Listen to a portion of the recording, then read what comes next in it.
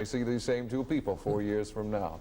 Okay, let's go now to some of the local races, the numbers that we do have from the Montgomery area. In the House District race number 78, House District 78 between John Starr and Cecil Wyatt. As you can see, John Starr out front, 4,096, Cecil Wyatt 2,476. That's in House District 78. The other House District race in our area is 81, and this is the junior race that we had talked about. In District 81, Perry Hooper Jr. and Ham Wilson Jr. are the two that are going at it in that race, and as you can see right now, it is literally nip and tuck with 43% of the boxes counted. Perry Hooper Jr. 69-15, Ham Wilson Jr. 68-54. And we certainly appreciate our friends at WHHY for an assist on these numbers this evening. We'll be back with more on Decision 82 with the 10 o'clock reports in a moment.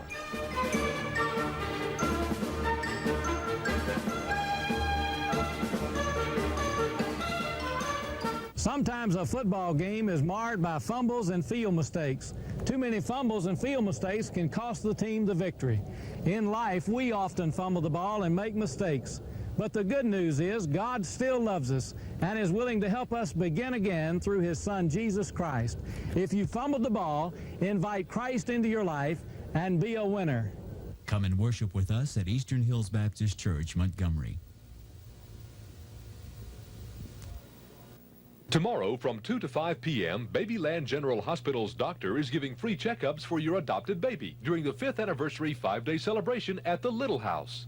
Curtis Mathis National Trade-In Days are on. Oh, George, I can't wait to trade this old TV for $100 to $300 off on a Curtis Mathis video recorder or camera. Wow, with a 4-year warranty. Oh, audio equipment or a color TV. With a 4-year warranty. Oh, a big screen TV or gorgeous cabinets. With a 4-year warranty. Oh, with their exclusive 4-year warranty. That means quality. National Trade-In Days now at your Curtis Mathis Home Entertainment Center. WSFA TV 12, Montgomery.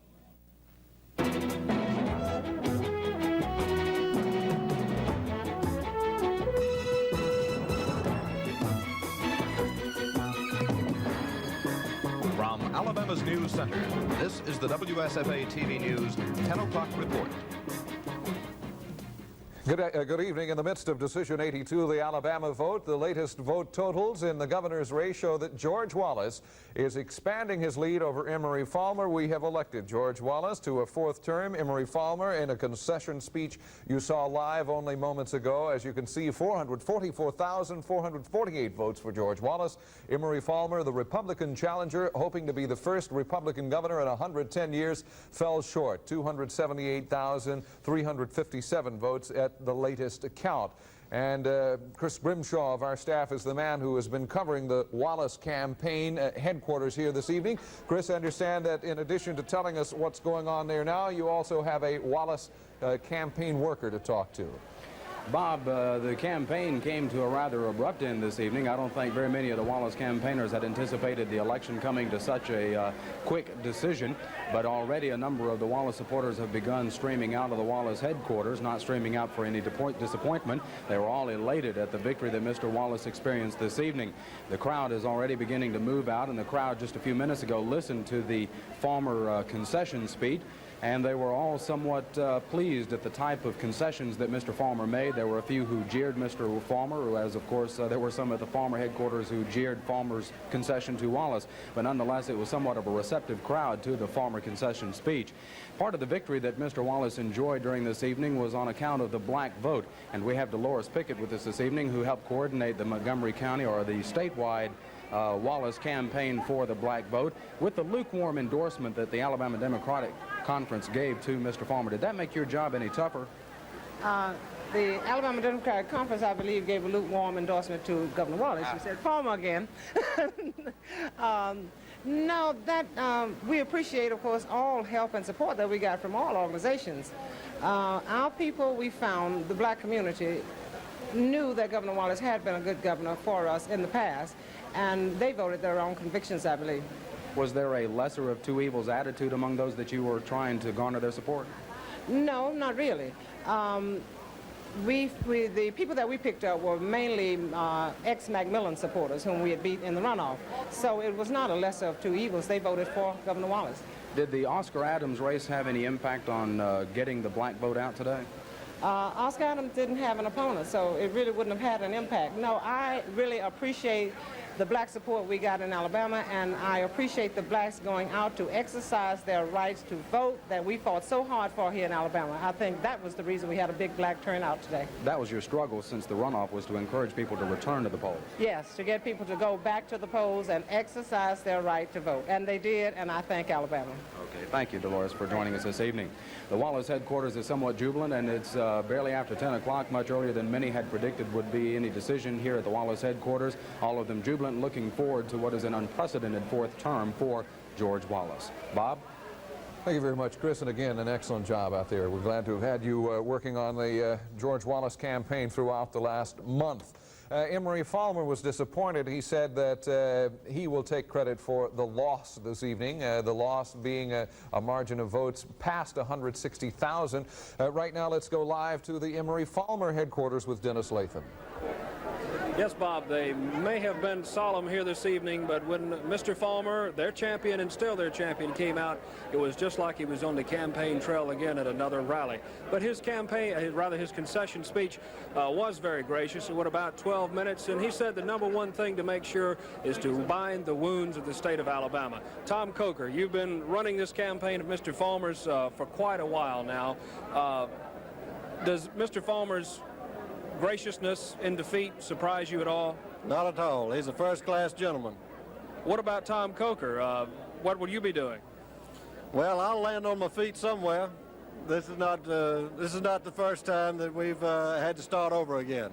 Now, have you had a chance to really analyze into more depth what didn't come through for Emery Falmer this evening? Well, obviously we did do well in the rural areas, and obviously we did very poorly with the blacks.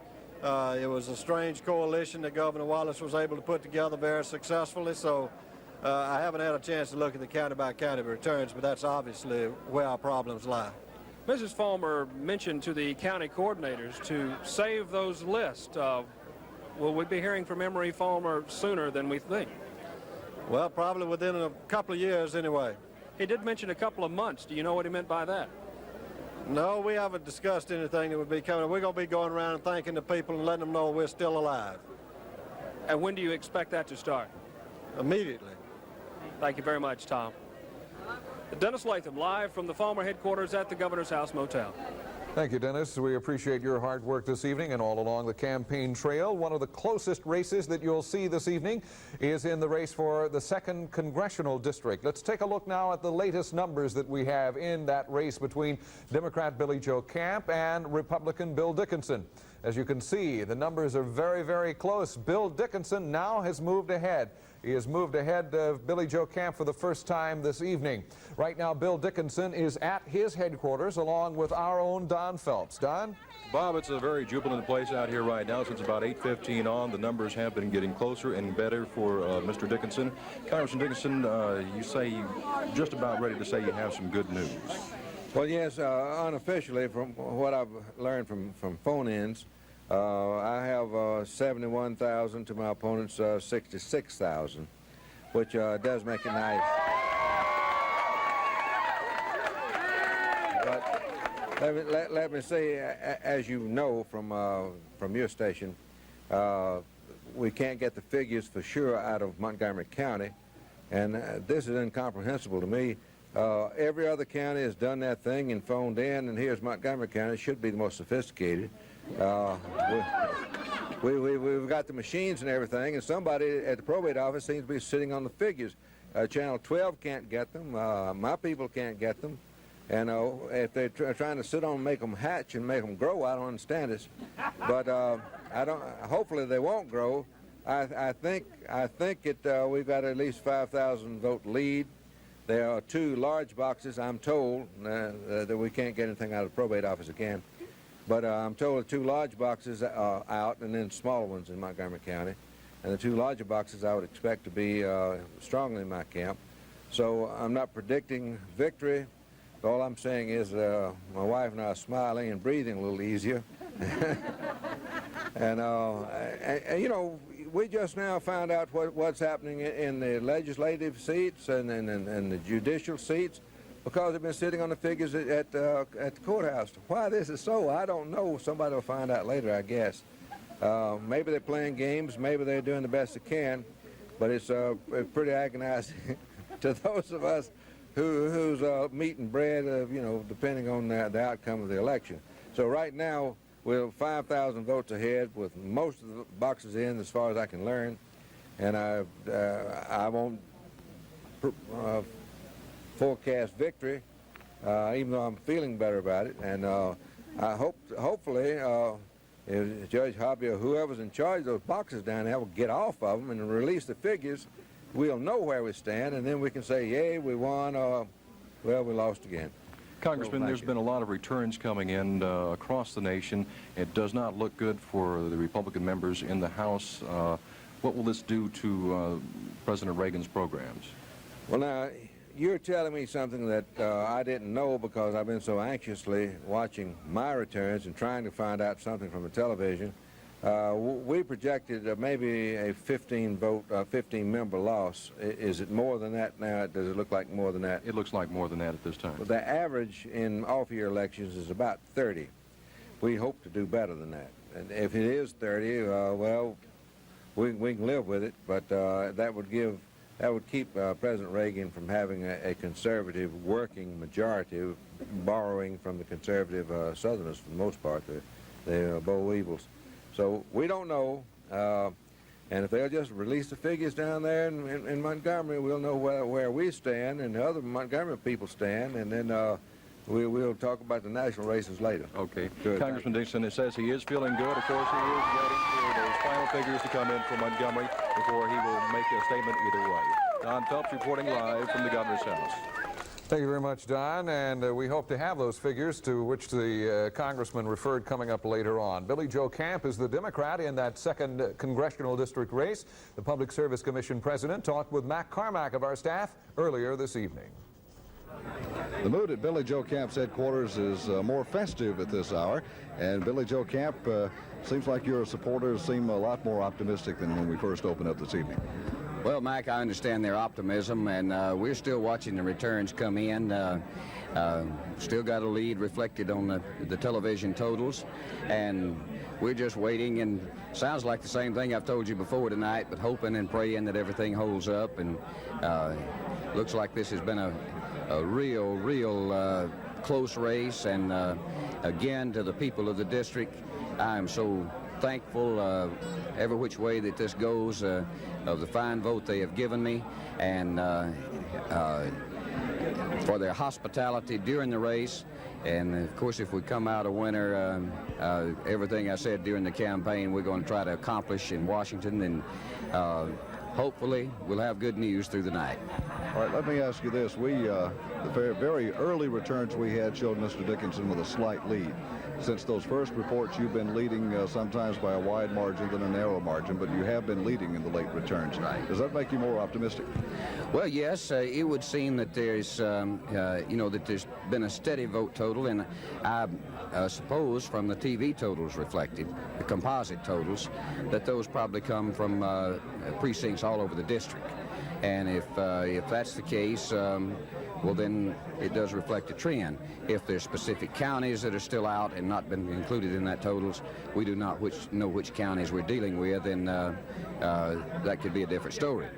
But we know that we've gotten good votes, and that we've carried Pike County, Geneva County, Covington County, Coffee County, which was a pleasant surprise for us. And to the folks in Coffee County, thank you very much.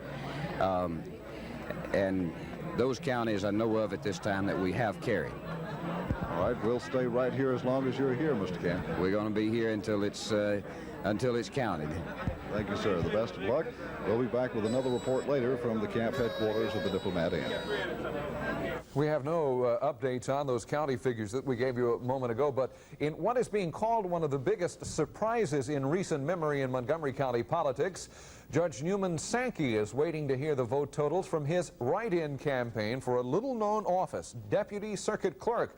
We learned today that Judge Sankey and possibly 2 others are waging write-in efforts for the post that pays approximately $27,000 a year. Sankey discovered the position several weeks ago and waited until yesterday to start handing out instructions to how to vote to his friends and supporters. The law authorizing that position of deputy clerk, by the way, has been on the books since 1915. We'll be back in a moment. When we do, the results are in from the Auburn Senate faculty confidence vote for Hanley Funderburk.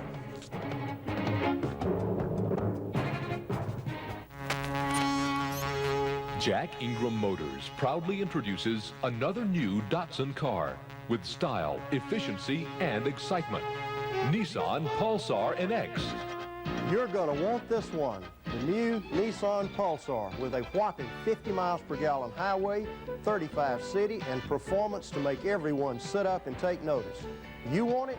Jack Ingram Motors has got it, the new Nissan Pulsar. Hello, I'm Ted Turner, reminding listeners to stay tuned for the CNN Radio News Network on WIGC FM 106. The station with the most complete world and national news reports you'll find on your radio dial. WIGC FM 106 is Alabama's only 100,000-watt Tall Tower FM station for the best in country music. Travel with Tall Tower Country Radio, FM 106. Welcome into God's country and WIGC FM. Jefferson Davis stood here in 1861 and took the oath of office as President of the Confederacy. At that moment, he became a man without a country. He lost his citizenship for what he believed to be right.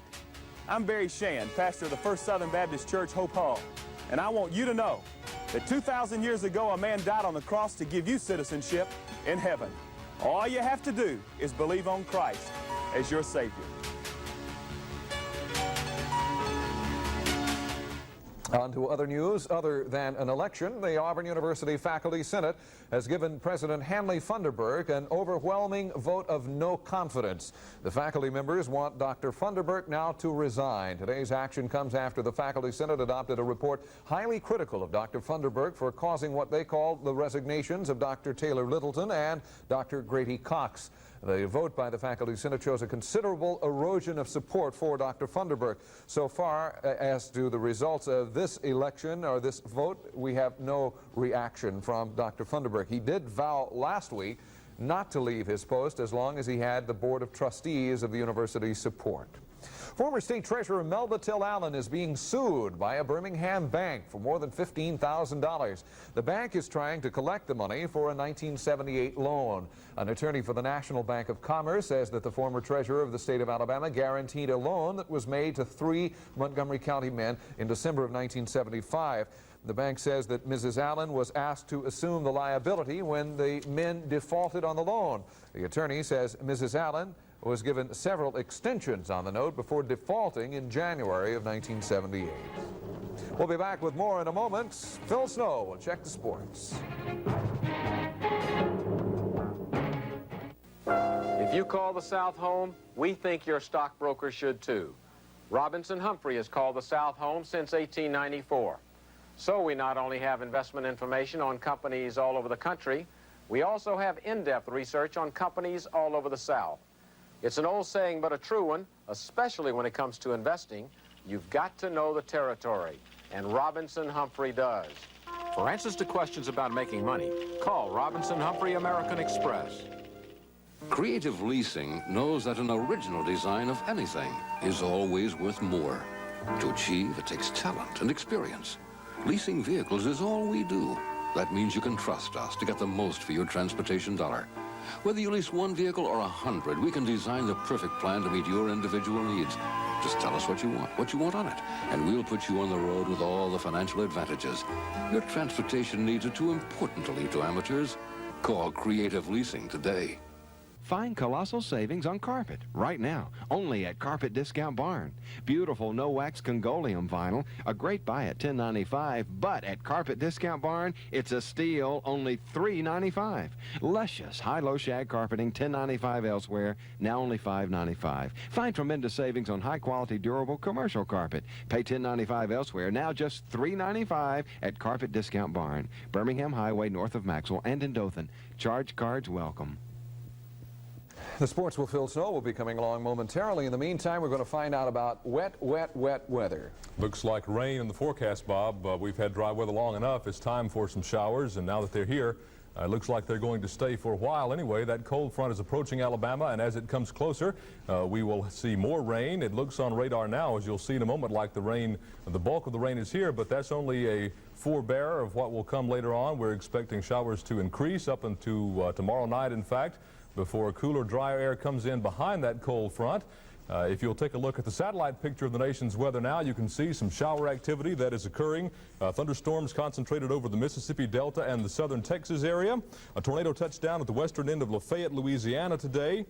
Southerly winds brought record-breaking warm weather to the eastern states. Nearly a dozen cities from Lake Charles, Louisiana to Syracuse, New York set new records for high temperatures today. Southern Texas warmed up into the 90s, and McAllen had the nation's hot spot, 93. In contrast, light snow was scattered from eastern North Dakota to northern Nebraska. Strong northerly winds brought temperatures in the 30s to the northern half of the plains. Fair weather and mild temperatures prevailed over the western states.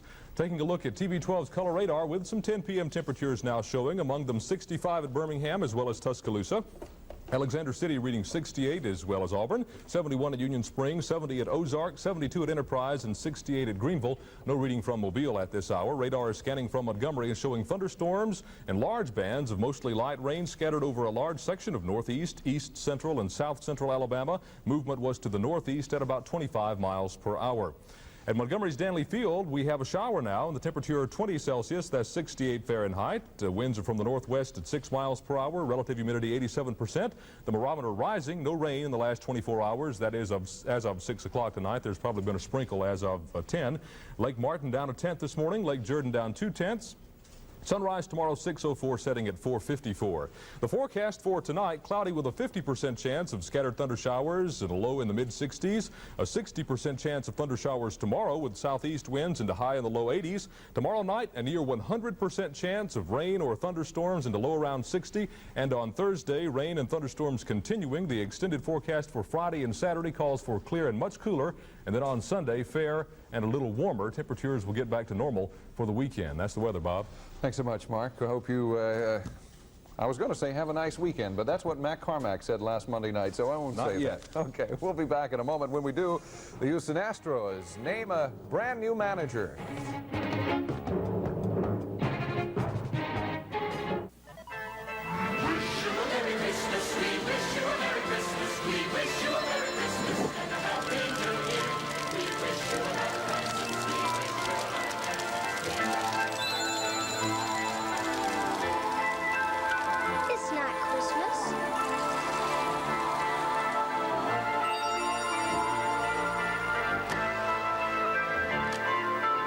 Christmas at Parisian will be out of this world. Dallas, New York, Atlanta, Virginia, California, the Carolinas. Kaiser brings them together in Montgomery for you. From the contemporary and bold acrylics to the classics and traditional Chippendale, nowhere else in Montgomery can you find furnishings quite like the unique Kaiser collection, and they're always at special prices. Fine furnishings from Kaiser, US 231 North. This 25-inch Magnavox color console is only $539 at the record shop. I'm Raymond Cohen, and our pre-holiday sale features tremendous Magnavox values. A 19-inch cable-ready Magnavox is $399. This 13-inch Magnavox Color Portable is $299. Add a video recorder to your TV at a low price of $499. And this Magnavox AM/FM stereo with cassette is only $269. Great Magnavox prices and service, too, at the Record Shop, Eastern Bypass. Montgomery City buses are a big bargain for small change, and you get extra eyes and ears on the street to protect lives and property. Montgomery City buses are radio equipped. They travel almost 1 million miles a year and report any incident to their dispatcher, who alerts the police. A bus driver's not a policeman, but she might be the next best thing. You're a Montgomery area transit system. 27 clear. Well, about this time of year, after baseball has come and gone, the managers have a tendency to do the same thing. Yes, but Bob Lillis has gotten the job of manager of the Houston Astros full-time. Now, he had it the last 50 games of the season, and he was sworn in for a year today in a press conference in Houston. On to football. A month to go. Alabama still right there in the chase for the national championship. The Tide moved up in this week's wire service polls, 1 spot in the Associated Press to number 8, 2 spots in the UPI to number 7. Auburn, with the last-second loss to Florida, dropped out of the top 20. LSU became the 3rd Southeastern Conference team to crack the top 10, rating 10th in the UPI. They are 11th in the Associated Press poll. Georgia's Herschel Walker and Stanford's John Elway are getting most of the Heisman Trophy attention right now. But with SMU looking very strong in the race for the national championship, put Eric Dickerson in the hunt. Eric Dickerson has gained more than 1,300 yards in 8 games so far this season. That's an average of almost 8 yards a carry. And what many people don't realize is this senior has similar stats in his 3 previous seasons. Dickerson is the all-time career rushing leader for SMU, and he's second in Southwest Conference history, less than 300 yards behind Earl Campbell. And while Dickerson isn't getting the nationwide publicity Herschel Walker gets, he says he likes it that way. That's the way I really wanted. I mean, if I'd have came out, say, super my first 2 years and all of a sudden faded out, then everyone wondered, you know, what happened to Eric Dickerson? You know, what's the big hoorah about him? And it's kind of good and it's kind of bad in a way. I mean, I haven't had the big, publicity and all the big banners and everything about Heisman Trophy and All-American, which really, I think it doesn't bother me. But what if this lack of publicity doesn't help him win the Heisman? Well, Eric Dickerson would love to win the Heisman Trophy, but like I said, if I don't win it, I really won't be disappointed. If we did not win the national championship, I would be very disappointed. I mean, that would hurt me a lot more than the Heisman Trophy would. In Dallas, Texas, I'm Steve Reska for NBC News. Auburn quarterback Randy Campbell got a taste of Florida's intimidation style of football last Saturday. You'll see Campbell, number 14 of these pictures, disappear in the left of your screen with Florida end Wilbur Marshall in hot pursuit. What you don't see is what happened after Campbell handed off to Ron O'Neal. Marshall picked the 175-pound quarterback up and slammed him head first into the artificial turf, bending his face mask in the process. Florida was called for 5 personal foul penalties in the game, but not on this play. We asked Randy about that. I kind of got that impression at the beginning of the game. I thought they were trying to intimidate me because they did take a few cheap shots and hit me from behind and, kind of rubbed my face in the turf a few times. And they didn't do it much after the first half. So I don't know what their thinking was. Did it ever affect your play, do you think? I don't think so, because I knew what they were trying to do right when they started, so I tried to make sure that I didn't get intimidated. And the crowd wasn't really as big a factor as we anticipated it being. They weren't as loud as we thought they would be on our way down there. Rutgers in a homecoming game this Saturday. Pat Dye said today his team seems to be rebounding well in its preparation. Auburn can certainly enhance its bowl prospects with a win this Saturday. The game will kick off 30 minutes earlier than usual, 1 o'clock. Tickets available. Your last chance to see Auburn this year if you don't already hold tickets to the sold-out Georgia and Alabama games. Well, you've heard that old saying, perhaps tonight, that politics makes strange bedfellows. Well, so does conference football races. Auburn fans who've studied the conference standings will find themselves pulling for Alabama and Florida in this weekend's games. Take a look and you'll see why. Georgia and LSU are the leaders. Auburn and Alabama in hot pursuit. Should Alabama beat LSU this weekend, giving LSU a loss and a tie, and should Florida whip Georgia, Auburn would then find itself tied for the lead again. A 3-way tie it would be with Georgia and Alabama. That would make the Tigers again masters of their own fate since they play Georgia and Alabama. So like it or not, Auburn, if you're still thinking New Orleans on New Year's Day, you got to come with a Roll Tide and a Go Gators this Saturday.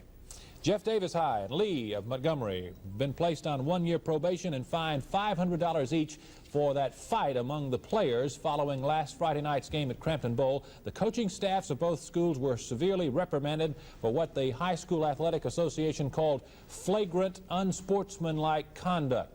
The probation, though serious, will not affect the playoff hopes of Jeff Davis.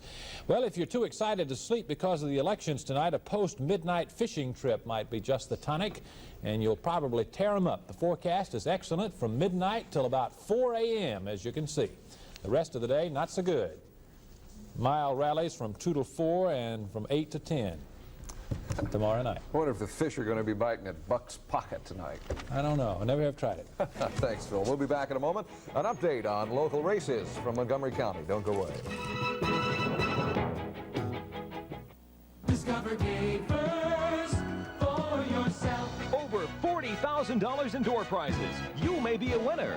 These are just a few of the hundreds of prizes that will be given away in most every department at Gapers. Register at Montgomery Mall and Eastdale. Hundreds of winners at both Gapers stores. No purchase necessary. Registration ends Saturday at 9:30 p.m. Register today at Gapers. You may win.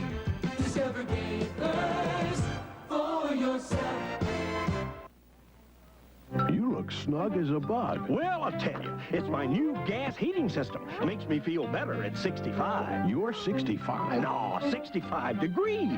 See, gas heating saves money. In fact, with new energy-saving improvements, it's 70% cheaper than using an electric furnace. 70%? You save a lot of money. Sort of warms you all over, doesn't it? Now, more than ever, the new gas appliances are good for your economy. Well, House, what do you think of my paint job? You missed a spot. Where? Over to the left a bit. Yeah, that's it. You know, House, you cost me a lot of money. Yeah, but because you put a lot into me, at Central Bank, you can get a lot out of me. Wow. My value could mean a home equity loan for you. You know, House, you're beautiful. I was till you painted me this tacky color. Central Bank, for loans with options. Jefferson Davis stood here in 1861 and took the oath of office as President of the Confederacy. At that moment, he became a man without a country. He lost his citizenship for what he believed to be right. I'm Barry Shan, pastor of the First Southern Baptist Church, Hope Hall, and I want you to know that 2,000 years ago, a man died on the cross to give you citizenship in heaven. All you have to do is believe on Christ as your Savior.